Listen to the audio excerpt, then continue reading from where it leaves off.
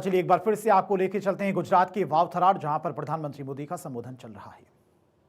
ये अपने में एक मल्टी टेक्नोलॉजी पार्क है जिसने सोलर एनर्जी का मूवमेंट शुरू किया। आज गुजरात में जिस प्रकार सोलर एनर्जी का काम होता है, सूर्य शक्ति से बिजली पैदा करने का काम हो रहा है, जैसे आज ही खावड़ा रिन्यूएबल एनर्जी पार्क से जुड़ी परियोजनाएं शुरू हुई है, वो दिन दूर नहीं जब गुजरात रिन्यूएबल एनर्जी में दुनिया का बहुत बड़ा केंद्र बनकर के उभरेगा। साथियों, आज जब दुनिया में भारत के विकास की बात होती है, आज जब भारत की ग्रोथ स्टोरी की बात होती है, तो गुजरात मॉडल की सराहना हो जाती है। और गुजरात ने दिखाया है विकास के लिए जितनी जरूरी इंफ्रास्ट्रक्चर की परियोजनाएं हैं, उतनी ही जरूरी जन कल्याण की योजनाएं भी है। यानी सड़कें, हाईवेज, रेलवेज का विकास तो होना ही चाहिए, गांव, गरीब और सामान्य मानवी के जीवन स्तर भी सुधरना चाहिए। प्रधानमंत्री आवास योजना के जरिए आज हमसे अपनी आंखों के सामने देख रहे हैं। आज यहां आप विचार करो, 40,000 कुटुंबों ने, गुजरात में 40,000 कुटुंबों ने प्रधानमंत्री आवास योजना निमित्ते पाका घर મળ્યા। पाका घर हजारों कुटुंबों पाका घरनी सुविधा एमना માટે એક સુરક્ષા હોય છે, જિંદગીની પહેચાન હોય છે અને નવા સપના સાચવાનો એક માળો તૈયાર થતો હોય છે। અને આનાથી જીવનમાં કેટલા મોટા મોટા બદલાવ આવતા હોય છે। એ જ્યારે આ પીએમ આવાસમાં જેને પાકું ઘર મળ્યું છે ને, જેને જિંદગીમાં આજ સુધી ઘર નહોતું, ફૂટપાથ પર જેને જિંદગી ગુજારી હતી, ઝૂંપડપટ્ટીમાં જિંદગી ગુજરાતી હતી, કાચી માટીના મકાનો બનાવીને જીવન ગુજાર્યા હતા, એમને જ્યારે આ પાકા ઘર મળ્યા હોય ને, તો આશીર્વાદ મળે કે ના મળે? આશીર્વાદ મળે કે ના મળે? આશીર્વાદ મળે કે ના મળે? પુણ્ય મળે કે ના મળે? આ પુણ્ય કોના નસીબમાં જાય? આ પુણ્ય કોના નસીબમાં જાય? કોના નસીબમાં જાય? આજે 40,000 કરોડ લોકોને ઘર મળ્યા છે ને, એમના આશીર્વાદ, એના પુણ્યના અધિકારી તમે બધા છો, દેશના નાગરિકો છો। કારણ તમારા એક વોટની તાકાત જેણે મને આ સેવા કરવાનો અવસર આપ્યો અને અહીંયા 40,000 લોકોના પોતાના પાકા ઘર બની ગયા। આ પુણ્યના સાચા હકદાર તમે છો, હું તો નિમિત્ત છું। मैं पीएम आवास के सभी लाभार्थी भाई बहनों को आज इसके लिए बहुत बहुत बधाई देता हूं। साथियों, आज आपके बीच आया हूं तो यहां का दशकों पुराना हाल भी याद आ रहा है। वो दिन कोई नहीं भूल सकता जब उत्तर गुजरात का नाम आते ही लोगों के मन में एक अलग ही तस्वीर बनती थी। सूखा, दुष्काळ, अकाळ, पाणीनी अछत, 10 વર્ષમાં 7 વર્ષ દુકાળ પડે, પાણી ભરવા માટે 3-3 કિલોમીટર માટલા લઈને જવું પડે, संघर्ष से भराए जीवन और कांग्रेस सरकारों द्वारा हमारी निरंतर उपेक्षा, हमसे कौन भूल सकता है वो दिन जब कई कई किलोमीटर दूर से पानी लाना पड़ता था।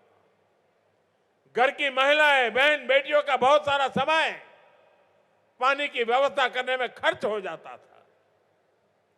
पानी की किल्लत के कारण किसानों को भी मेहनत का सही मूल्य नहीं मिलता था। पशुपालक भी अपने पशुओं के पानी और चारे की चिंता में रहते थे। ये समस्या लंबे समय से चली आ रही थी। આપણે પહેલા ઢોરવાળા ચાલે, ઉનાળો આવે ને એટલે ઢોરવાળા ચાલે અને સરકાર ઘાસ પહોંચાડે, પીવાના પાણીના સાંચા હોય. બે દાયકા થઈ ગયા, બધું બંધ થઈ ગયું, ક્યાંય જોવા નથી મળતું. जरूरत नहीं. ये गुजरात के लोगों का जज्बा था कि हमने मिलकर अपनी मेहनत से नियति को बदलने का संकल्प लिया. हमने सुजलाम सुफलाम योजना के जरिए पानी की समस्या का समाधान किया. नर्मदा का पानी दूर दूर तक पहुंचने लगा. सिंचाई की व्यवस्था बनी. साथियों, आज यहां का किसान एक फसल पर निर्भर नहीं है, वो अपने हिसाब से खेती की योजना बना रहा है. बनासकांठा का नाम आज जिस तरह आलू उत्पादन में उभरा है, वो अपने आप में एक मिसाल है. इसी तरह भाइयों बहनों, आज हम विकास के जिन कामों को आगे बढ़ा रहे हैं, उनका लाभ पूरे उत्तर गुजरात को होगा. वाव, थराद, बनासकांठा, पाटन और महसाना, हर जिले के लिए नए अवसर पैदा होंगे, बेहतर जीवन के रास्ते खुलेंगे. साथियों, गुजरात की सबसे बड़ी ताकत है, इसने लगातार 25 वर्ष से विकास के महाअभियान को रुकने नहीं दिया है. गुजरात ने नए कीर्तिमान बनाए, अपने कीर्तिमानों को खुद ही तोड़ा, फिर नए कीर्तिमान बनाए, फिर कीर्तिमान को तोड़ा, फिर कीर्तिमान नए बनाए. अभी गुजरात के इंफ्रास्ट्रक्चर प्रोजेक्ट का जिक्र हुआ. इसी तरह हमने पूरे गुजरात में गांव गांव को अच्छी सड़कों से जोड़ा, हाई स्पीड हाईवेज बनाए, वंदे भारत जैसी हाई स्पीड ट्रेनों की सुविधा भी गुजरात को मिल रही है. भाइयों बहनों, 2005 में मैंने विकास को गुजरात के कोने तक पहुंचाने के लिए शहरी विकास वर्ष की शुरुआत की थी. तब इसका बजट करीब 650 करोड़ रुपए था. लेकिन विकास का पहिया इतनी तेजी से घुमा कि आज ये बजट 33,000 करोड़ रुपए से ज्यादा हो गया है. इसी दिशा में 9 नई महानगर पालिकाओं के लिए 2,300 करोड़ रुपए के करीब 300 प्रस्ताव स्वीकृति के लिए आए हैं. 72 नगर पालिकाओं को अपग्रेड किया गया है.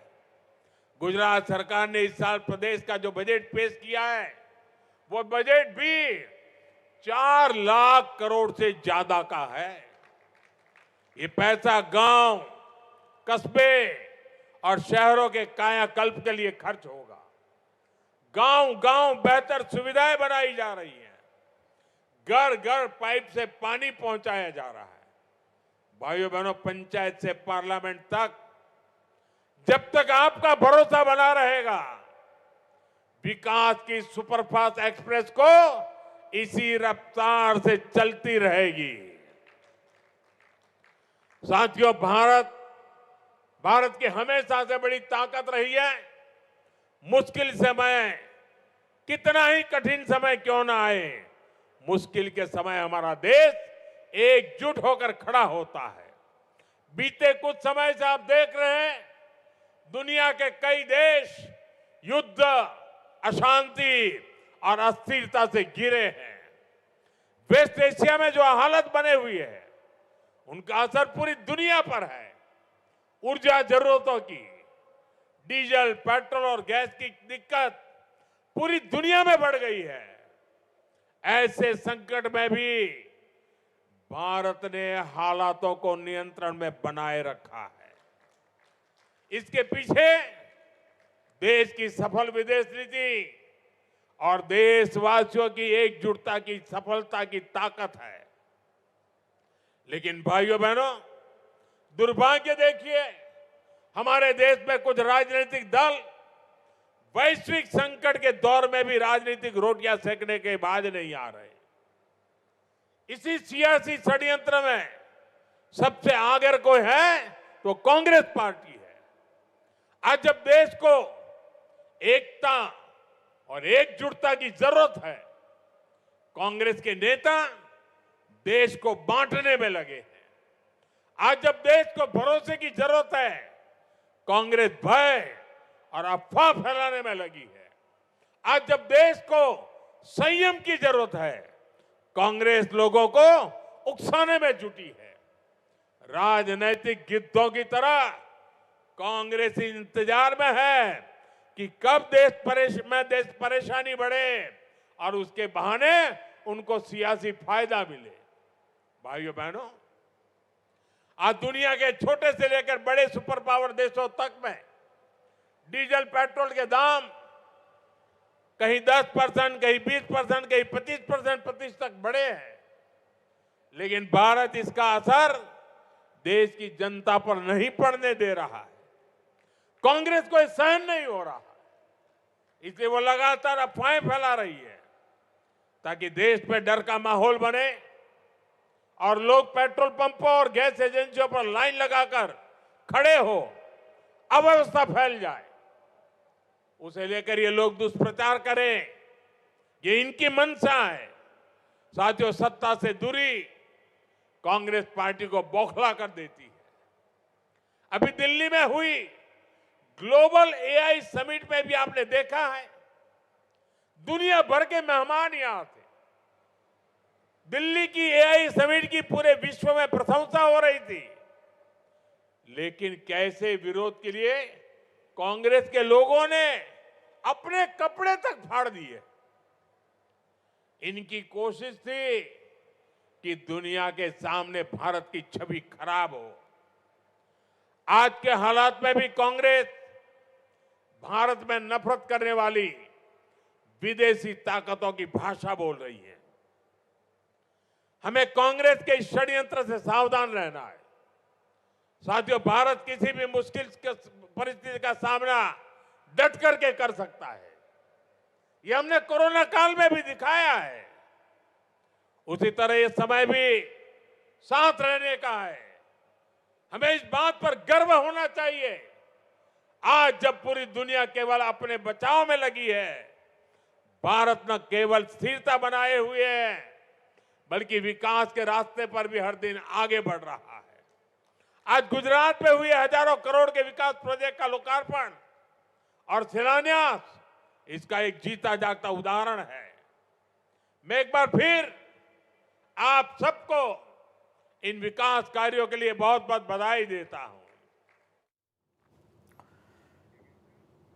तो गुजरात के वाव थराद को प्रधानमंत्री मोदी की तरफ से आज एक बड़ी सौगात दी गई है।